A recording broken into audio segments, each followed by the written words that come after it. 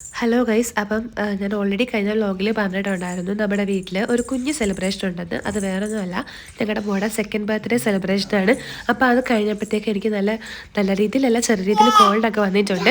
അപ്പോൾ എനിക്ക് പ്രോപ്പറായിട്ട് വീഡിയോസ് ഒന്നും എടുക്കാൻ പറ്റിയില്ല കേട്ടോ. നമ്മുടെ കൂടെ ഇവിടെ ഒരു ഫാമിലി ഉണ്ടെന്ന് പറഞ്ഞില്ലേ, അതിലെ മോനാണ് കേട്ടോ എനിക്ക് അവനെ കൊണ്ട് പറ്റുന്ന പോലെ കുറച്ച് വീഡിയോസൊക്കെ എടുത്തു തന്നത്.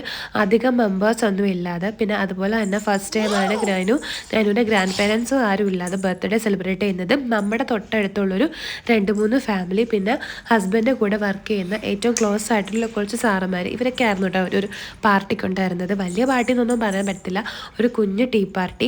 അങ്ങനെ ഭയങ്കര ഹാപ്പി ആയിട്ട് നമ്മളെല്ലാവരും കൂടെ ഒന്നിച്ച് കേക്കൊക്കെ കട്ട് ചെയ്തു.